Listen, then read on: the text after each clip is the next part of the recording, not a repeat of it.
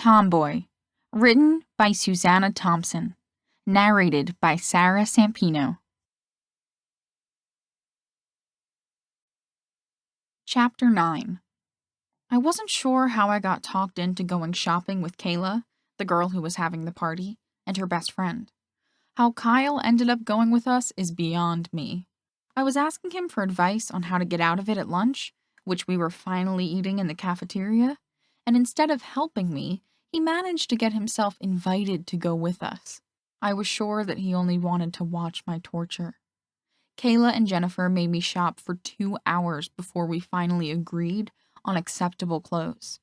I had to try everything on and model it for them. My usual clothes shopping took about 15 minutes, and that included standing in line at the register. When I walked out and the first thing they picked out for me, all 3 of them stared at me. I had never before tried on a miniskirt in my life. None of my friends had ever seen me in a dress or skirt, and I wasn't planning on wearing one now. "Darling," Kyle cried, "you look fabulous." "She looks hot," Kayla said. "Cameron, I didn't know you had such a nice figure. Why do you wear all those boy clothes?" "I'm not wearing this to the party." I was still looking at Kyle and trying to figure out what he was up to. He had never used the words darling or fabulous before, to my recollection. As the shopping torture continued, he would repeatedly call me darling and tell me that I looked fabulous. I eventually caught on that he was playing into Kayla and Jennifer's stereotypes about gay guys. After I refused to consider skirts as a possibility, they decided that I should wear jeans. Kayla was stunned after she asked me what size jeans I wore, and I told her that I didn't know because I didn't have any. She and Jennifer exchanged a look of disbelief. Then I had to try on dozens of jeans until we found the perfect pair.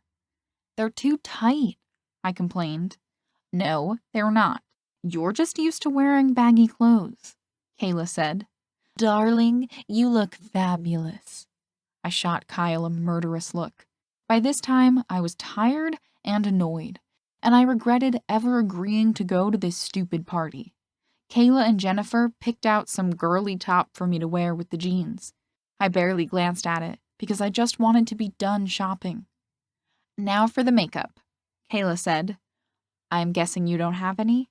"Forget it," I said. "Thanks for your help, but I've had it with fashion." "Just lipstick. That's all you need. Every girl looks better with lipstick," Jennifer insisted. "Yes, darling. All you need is a fabulous shade of lipstick." Kyle fluttered his lashes at me. "And you need a new vocabulary, darling," I said in a falsely sweet voice. A wicked gleam in his angelic blue eyes warned me that he was going to annoy me even worse. "What about lingerie, darling? Surely you're not going to wear boxer shorts on your date." Kayla and Jennifer both gasped and looked horrified. For the record, I didn't wear boys' underwear. I had sensible girls' cotton panties. Sure, Kyle had never seen me in my underwear, but I suspected he knew that even I wasn't going to wear boys' underwear. "You should get a thong," Kayla said. "Dylan loves to see a girl in a thong." "Oh, yeah," Jennifer agreed. "It drives him wild." Kyle looked like the cat that swallowed the canary. "You ladies have first-hand knowledge of this?" "Hell yeah," Kayla said. "Dylan's the best." "It's true what they say," Jennifer added. "Practice really does make perfect." "How's Jake in that department?" Kayla was looking at me with open curiosity. "You're one of the few that actually knows." I was surprised by that statement, because I had assumed that Jake slept with lots of girls. "Let's go find the lipstick," I said, willing to submit to more shopping in order to change the subject. I allowed them to pick out the color for me, and they chose red. "It'll make your lips pop," Kayla said. We then made a stop in the lingerie department, but I nixed the thong idea. After taking a better look at the top they had picked out for me, I realized that I needed to buy an actual bra. The girls were looking at me like I was from another planet when I admitted that I didn't know my bra size. Kayla made a guess by looking at me, but I had to buy a bigger size than she predicted. My breasts looked much fuller in the regular bra than they had in my sports bra. Going to a party could not possibly be worth all this trouble, I thought. Why did so many girls think shopping was fun? Fortunately, Kyle and I had driven separately from the girls because they decided to stay at the mall a while longer. Kyle waited until we were out of sight of them before he began laughing at me. "Didn't you have a fabulous time, darling?" "What the hell is wrong with you? It was bad enough without you making it worse. If you call me darling one more time, I won't be responsible for my actions," I warned him. He was still getting a kick out of it. "The look on your face! You looked like you were being put through the Inquisition instead of just trying on clothes. At least you have something decent to wear now. Maybe next time you'll get a skirt." "There will be no next time," I declared. "I don't ever want to see another mall as long as I live. Remember, Cam, prom is next year." Kyle stepped through the door to the parking lot and held it open for me. "Who says I'm going to prom?" I shifted the purse strap uncomfortably on my shoulder. It was the same one I'd had for years, but I rarely used it. Most of the time, my pocket sufficed for carrying what I needed. But I hadn't been sure how much money to take with me, and I didn't want to have a wad of cash in my pocket. "I thought this was a new beginning for you," Kyle said. "Accepting dates, partying, shopping. It's not a date," I reminded him. "You keep telling yourself that, Cam. Dylan didn't ask you out as just a friend. All of his friends have benefits. We just went shopping with 2 of them, and they both gave him rave reviews.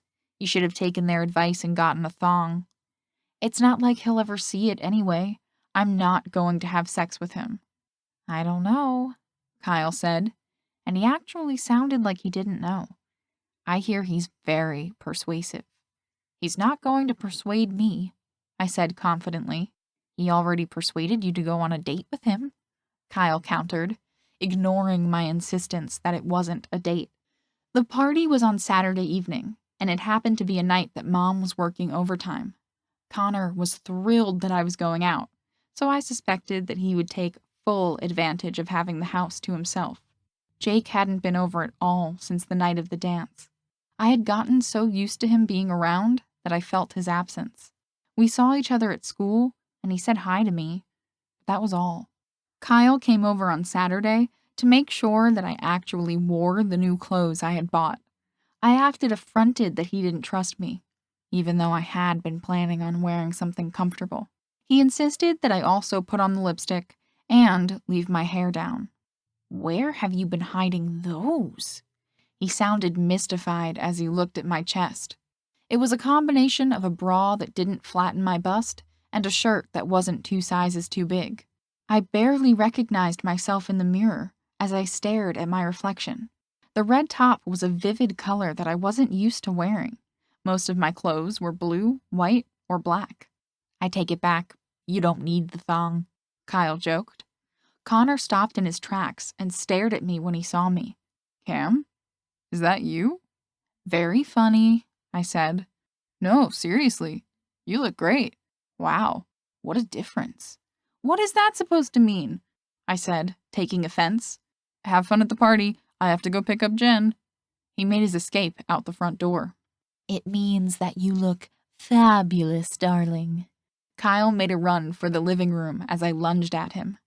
We played a video game until Dylan arrived to pick me up. He looked like he could be the hot lead singer of some rock band. His brown hair had that carefully mussed look as it grazed his shoulders. He had a lean but not too skinny body. Dylan was every bit as attractive as Jake, although he wasn't as tall. His dark eyes widened in surprise when he saw me, but he was too smooth to say anything about how different I looked. "Hey, Cameron. Ready to party?" "Hey, Kyle. How's it going, man?" He earned points with me, both for knowing Kyle's name and for treating him like he would any other guy. Kyle walked out with me, and I locked the front door before saying bye to him. Then Dylan drove me to Kayla's party. He easily made small talk with me about what kind of music I liked. True, Kayla's house turned out not to be too far away from mine, But Dylan still surprised me with how quickly he made me feel comfortable talking to him. Sure, I had never been shy around guys, but I also think that he was one of those rare people who were completely at ease with everyone. It was a good thing that I wasn't a shy person, because I got plenty of attention when we arrived at the party. The looks of shock on people's faces when they realized who I was were almost funny. Unlike the looks of appreciation I received from other guys, Jake's mood soured as his eyes swept over me. I hadn't expected to see him at the party, and I was hurt by his reaction to my appearance. He approached me later, after Dylan excused himself to go to the bathroom. "You didn't have to bother buying new clothes, Cam. Dylan only cares about getting you out of them." He had a drink in his hand, and it wasn't his first. Despite my resolve to ignore him and have a good time, I had been watching him drink. "You're wrong. He hasn't even tried to make a move on me." It was true. Dylan had surprised me yet again by not behaving the way his reputation had led me to believe. "Yet," Jake said, and took another gulp of beer. I was still on my first drink, because I wasn't used to drinking. Jake slipped away as Dylan returned. He talked me into dancing with him, and I lost track of Jake. Even though everybody else was grinding, Dylan didn't make contact with my body as he moved with me in a subtly sensual way. It was actually sexier than if he had been right up against me. I started to fall under his seductive spell over the course of the evening. He never once said anything suggestive, but his intimate manner let me know that he was interested. We were at a crowded party, but he managed to make it seem like it was just the two of us, with his attentive focus on me. The couch we were sitting on was like our own little island in a sea of people.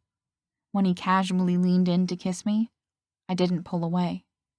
If Jake had never kissed me, I would have thought that Dylan's kiss was perfection. The boy knew how to kiss, that was for sure. I responded to him as he set all my hormones flooding through my body with his hot kiss. Yet there was something missing, and it worried me. I now understood what Kyle had meant when he said that your body can respond to the right stimulation, but the spark is missing. When I broke off the kiss and pulled back, I noticed Jake standing nearby and watching us. His expression darkened even more when he saw me looking at him. He downed his drink and crushed the plastic cup in his hand before pushing his way through the crowd and toward the front door. I took off after him, leaving a startled Dylan behind. I ran outside and yelled his name to make him stop and turn toward me. Then I jumped straight at him. The drinks he'd consumed had slowed his reflexes, so I was able to tackle him to the ground and land on top of him. He grunted with the impact, and his eyes opened wide in surprise as I groped at him. "What the fuck?" He angrily pushed me off him, but I had already fished his car keys out of his pocket. I was up in a flash and running toward his car, pressing the alarm to help me find it. Jake would have caught up to me faster with his long legs if he hadn't been drunk. I made it into the car and snapped my seatbelt into place. He leaned in and tried to unbuckle it. "Get out." "You're too drunk to drive," I argued. He hit his head on the roof of the car during the struggle. "Ow!" Jake pulled his body back out of the car and rubbed at his sore head. He glared at Dylan, who was standing beside the car and watching us with obvious amusement. "Jake," I yelled, "get in the damn car." He stomped around to the passenger side and yanked the door open. Then he eased himself carefully onto the seat, wary of hitting his head again. "Do you need any help?" Dylan asked. "No thanks," I said. "I've got this." "I was talking to Jake," he said with his signature sexy laugh. "Drive," Jake growled. "Bye, Cameron. It was a pleasure," Dylan said as he shut the door for me. Jake loudly slammed his door, and I drove away. He didn't say a word until I pulled into my driveway and took his keys with me as I exited the car. He came charging out of the car as I unlocked the front door and rushed into the house. "Damn it, Cam, give me back my keys." He was inside now, so I closed the door. "You're staying here tonight," I said calmly. Then I turned and sprinted up the stairs. I heard him swear as he followed me, and I prayed that he wouldn't trip and fall. Fortunately, he made it up safely and caught up to me in the hallway. I want to go home. Now he sounded like a little kid complaining. Tomorrow, I said, as I put my arm around his waist and walked him into my room. You haven't been here all week. That's because it's killing me to be around you. The sudden, raw pain in his voice tugged at my heart. It'll be okay, I soothed. Let's get you comfortable.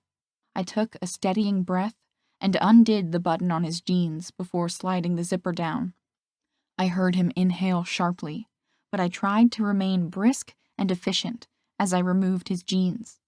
He was sitting on my bed now, and I pulled the jeans the rest of the way off his legs. Okay, go to sleep. He obediently lay down and closed his eyes. I turned my back to him and removed my clothes, except for my panties, and put on my pajamas. When I turned around, Jake's eyes were wide open and watching me in a way that made me catch my breath. Then he turned on his side, and I turned off the light and got into bed beside him.